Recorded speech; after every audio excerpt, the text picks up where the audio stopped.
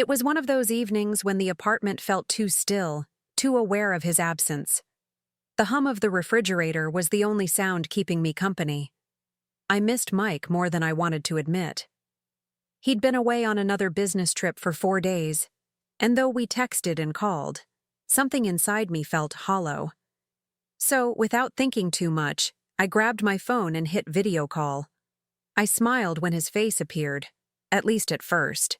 He looked startled, like he hadn't expected to see me.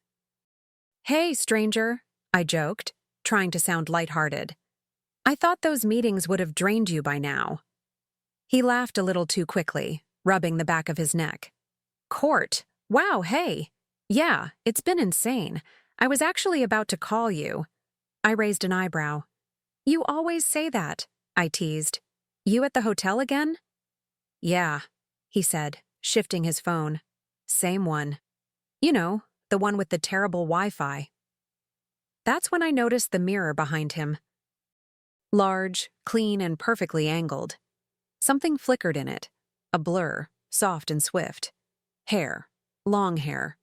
My stomach clenched before my mind could catch up. I squinted, my smile faltering. "Mike," I said slowly, my voice almost whispering, "Who's that?" He froze, just for a second, but I saw it.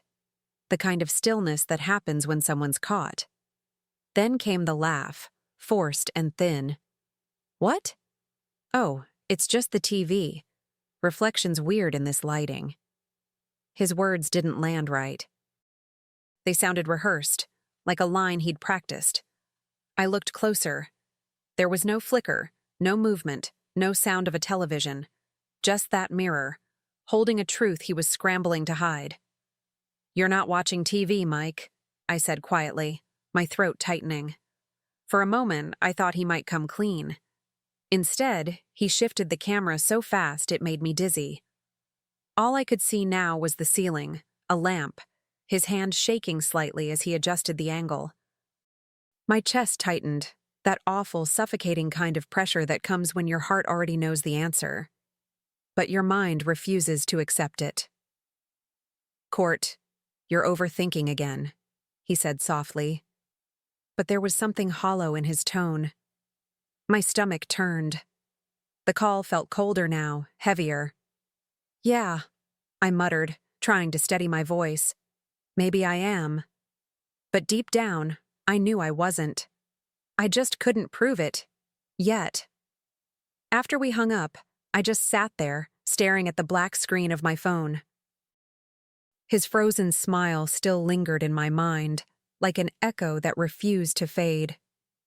The apartment suddenly felt smaller, as if the walls had drawn closer. Every familiar sound, the hum of the fridge, the ticking clock, felt intrusive, mocking almost. I tried to tell myself it was nothing, that I'd imagined the movement. But that reflection, it had felt too real to dismiss. I got up and poured myself a glass of water, my hands trembling just enough to make the glass clink against the counter. My thoughts spun in circles. Who was she? Why lie about something so small, unless it wasn't small at all? I could still hear his nervous laugh, still see that flicker of guilt in his eyes before he masked it with charm. That image wouldn't let go. It clung to me, like static electricity after a storm. I stood by the window, staring at the quiet street below, the night stretching endlessly. A gut feeling, a woman's instinct, settled deep inside me, sharp and cold. Something was wrong. And I wasn't going to rest until I knew what. I barely slept that night. Every time I closed my eyes, I saw that reflection again, the shimmer of movement, the way Mike's face tightened just before he lied. My mind kept replaying it, like a film I couldn't pause. Part of me wanted to believe him. The other part whispered, "You saw what you saw." By morning, my chest felt heavy, like I'd swallowed something that refused to go down. I made coffee, but it tasted bitter, no matter how much sugar I added. My hands shook as I scrolled through old photos of us, smiles, vacations, anniversaries. All those moments that now felt staged, I needed to tell someone, to say it out loud, if only to hear how crazy it sounded. So I messaged Sophie, my best friend, the one person who's always known how to calm my storms. "I swear I saw someone in his room," I typed. The dots blinked for a few seconds before her reply came through. Maybe it was housekeeping. I stared at the message, biting my lip. "At 9:30 at night? With long blonde hair?" I wrote back. Her response came slower this time. "Court, maybe you're just tired." Maybe I was. Or maybe I was finally seeing the truth I'd ignored for too long. That night, I couldn't stop myself. I opened Instagram, then Facebook, then even LinkedIn. Anywhere I might find something. Anything. That would make sense of what I'd seen. My thumb moved on autopilot, scrolling through strangers' lives, looking for clues in places I had no business looking. It was ridiculous, I knew that. But when you sense betrayal, logic doesn't stand a chance against instinct. And then, there it was. A picture tagged at the same hotel Mike claimed to be staying in. A blonde woman, hair curled perfectly, holding a glass of wine in a dimly lit room. Her caption read, "Another unforgettable night. Luxury stay." The timestamp hit me like a punch. It matched the exact night of Mike's client dinner. My pulse quickened. The world suddenly too loud. I zoomed in, scanning every detail. The wallpaper, the headboard, even the lamp in the corner. All of it. The same as in Mike's call. I sat there in the dark, the only light coming from my phone screen. Unforgettable. Yeah, I bet it was, I thought bitterly. My reflection in the glass window looked unfamiliar. Tired eyes, tense jaw, disbelief flickering into anger. It wasn't just about a woman anymore. It was about a truth that had been hiding behind every "I love you," every "I'm working late." And I wasn't sure if I was ready to face what came next. I barely noticed the hours slipping by. My coffee had gone cold, untouched, while I sat there replaying every conversation Mike and I'd had that week. His tone, his pauses, the moments he avoided eye contact on video. It all made sense now, fitting together like pieces of a cruel puzzle. I felt like a fool for needing proof, for giving him the benefit of the doubt when my gut had been screaming the truth all along.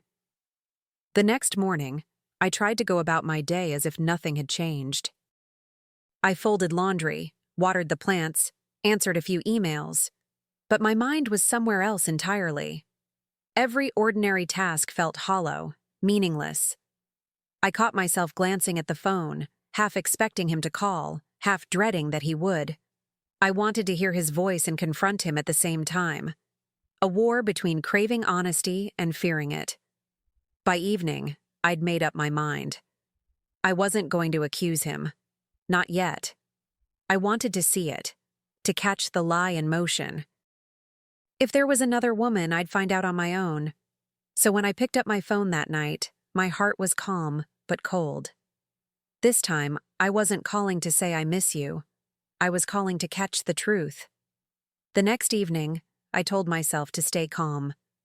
My hands trembled slightly as I positioned the phone, but my voice had to sound effortless. Soft, familiar, like nothing had changed. When Mike answered, he looked surprised again, almost wary this time. "Hey, love," I said, my tone light and teasing. "Miss you. Show me your room. I want to see how fancy this place really is." He blinked, hesitating just a second too long. Babe? I'm actually running late," he said, forcing a grin. I could hear muffled movement in the background, like fabric shifting or a drawer closing. "It'll take 2 seconds," I said, keeping my smile. "Humor me." I could tell he was searching for an excuse, but instead he sighed and flipped the camera around. The screen showed the bed, the minibar, the curtains, everything perfectly ordinary. Too ordinary, like a stage cleaned before the show began. But one thing stood out. He avoided the mirror. Every angle he showed was deliberate, precise, like a magician controlling what the audience could see. My heart thudded in my chest. "It's nice," I said sweetly, pretending to admire the room. "That mirror behind you looks huge, though. Show me the full thing." His body stiffened. That's when I knew. Whatever was hiding in that reflection, it wasn't just furniture. For a moment, Mike didn't say anything. The silence stretched, thick enough to feel. Then came that nervous laugh again, the same one I'd heard during our first call. "It's just a mirror, Court," he said lightly. But his hand twitched, and the camera wobbled. I caught a flash of something, color, texture, before he angled it away again. "Then why not show it?" I asked, my voice steady, even though my pulse was racing. He hesitated, eyes darting between the screen and something behind him. Finally, with a sigh, he turned the phone, slowly, reluctantly, toward the mirror. And there it was. The reflection, a purse on the bed, a glass of wine, half full, and just beside it, unmistakably, the smooth curve of a woman's leg under the blanket. My breath caught in my throat, my mind struggling to process what my eyes were screaming. It was like time froze, every sound around me fading into silence. I didn't cry. I didn't yell. I just stared at him through the screen, memorizing the look on his face, the flicker of panic, the instant realization that it was over. "You might want to tell her she left her glass full," I said quietly, a calmness in my voice that surprised even me. His face drained of color. Then, just like that, the screen went black. Call ended. For a long moment, I just stared at my reflection on the blank phone screen. My heart was pounding, but my hands were steady. The silence in the apartment felt different now. Colder, sharper, like it knew something I hadn't wanted to admit. I set the phone down gently on the table, then sat beside it, breathing slowly, letting the truth settle in like dust after a storm. He'd done it. He'd really done it. And somehow, the calm scared me more than the anger ever could. My mind began to wander through our past. The anniversaries, the late-night calls, the promises whispered in the dark. Every memory now had an ugly shadow trailing behind it. I tried to cry, but no tears came. Maybe it was shock, or maybe it was clarity. Because in that moment, something inside me shifted. The ache turned into focus, the heartbreak into purpose. I wasn't going to beg, or shout, or chase answers. I was going to plan. I picked up my phone again, saved the call recording, and placed it carefully in a folder. My pulse steadied as I labeled it. The reflection. I didn't know exactly what I'd do yet, but I knew this much. He'd shown me who he was, and I was about to show him who I'd become. 3 days later, I heard the sound of his key turning in the lock. That familiar metallic click that used to make me feel safe now felt like a warning. He walked in with his suitcase wearing that same easy smile, the one that used to melt me. "Hey, sweetheart," he said softly. "I'm back." I looked up from the couch, pretending to be casual, my expression neutral. "How was your trip?" I asked, folding my arms. "Productive?" He chuckled lightly. "Yeah, long meetings, exhausting. I missed you like crazy." His voice had that careful tone, gentle, measured, like he was testing the ground before stepping forward. I studied his face, every twitch, every flicker of guilt. For a second, I almost pitied him. Almost. Then I reached for my phone, unlocked it, and pressed play. The familiar image filled the screen. The hotel room, the purse, the wine glass, and that leg under the blanket. The sound filled the living room, crisp and undeniable. Mike froze, eyes glued to the video. His smile vanished, replaced by a flicker of panic. "Courtney," he began, his voice cracking. "It's not what it looks like." I tilted my head slightly, my tone calm but cutting. "Funny," I said. "She looked pretty comfortable for a client meeting." He stepped closer, hands raised like I was something fragile he could still fix. "Court, please," he stammered. "You're overreacting. It was a mistake. Just dinner, a few drinks. It didn't mean anything." I let out a quiet, humorless laugh. "You didn't just cheat, Mike," I said softly. "You lied. You lied while looking me in the eye, while pretending to miss me." I held his gaze until he looked away, jaw tightening like a child caught in a lie. He tried again, his voice desperate now. "It's not what you think. She's just someone from work. Things got out of hand." I shook my head slowly. "Things don't get out of hand, Mike. You let them." My tone was calm, but inside, something was burning, an anger that wasn't loud, but deep, steady, and precise. "Do you even know what that reflection did to me? Watching you lie to me while she was right there?" For a moment, he didn't speak. The silence stretched between us like a canyon, filled with all the things we'd never said. I watched him, his shoulders slumping, his eyes darting anywhere but mine. "I'm sorry," he whispered finally, but the words felt cheap, worn out from overuse. I turned off the video, placed the phone face down, and said the only thing left to say, "You will be." After that, he tried everything.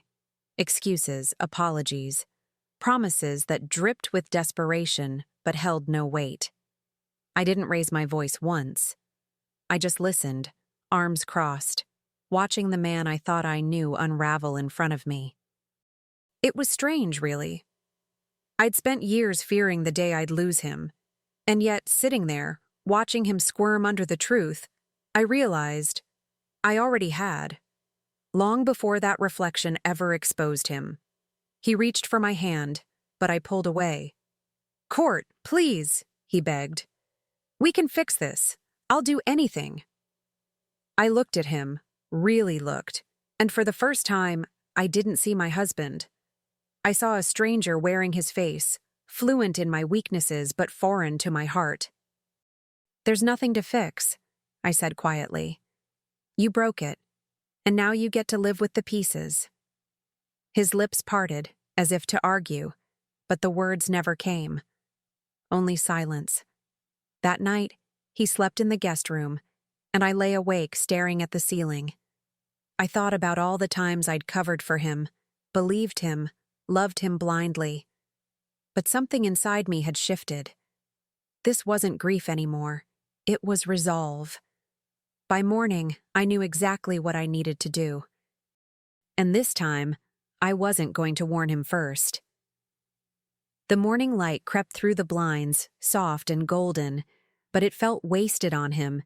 He was still asleep in the guest room, peaceful, unaware, undeserving. I sat at the kitchen table with my laptop open, my coffee untouched, and a folder of screenshots spread across the screen. The reflection photo, the timestamps, the receipts from his so-called business dinners. Proof, layered in truth he couldn't twist. I'd spent years trusting him with my heart. Now I was trusting myself with the consequences. I started small, quiet moves. I opened a new bank account, shifted my savings, canceled every joint card we had. Each click was deliberate, satisfying in a way I hadn't expected. It wasn't revenge yet. It was preparation. Control. For once, the balance was tipping back toward me. Every transfer felt like a breath of freedom I didn't know I'd been holding for years. Then came the final step. I opened a new email, typed the subject line slowly. "Misconduct during company-funded travel. Evidence attached." My hands didn't shake this time. I attached the screenshots, the video stills, the hotel check-in record he'd stupidly left on our shared calendar.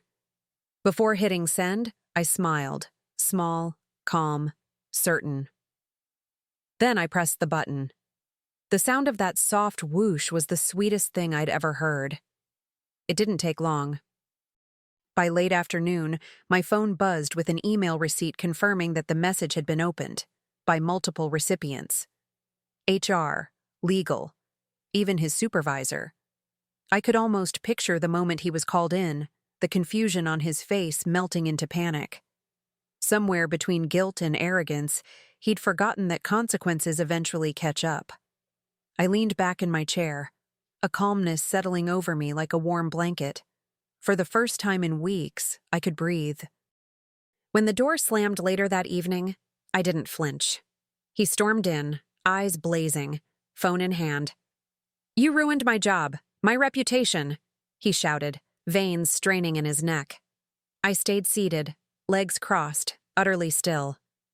"No, Mike," I said quietly. "You did. I just held up the mirror." The words hit him harder than I expected. For a split second, he looked smaller, deflated, like the truth had finally stripped him down to something raw and human.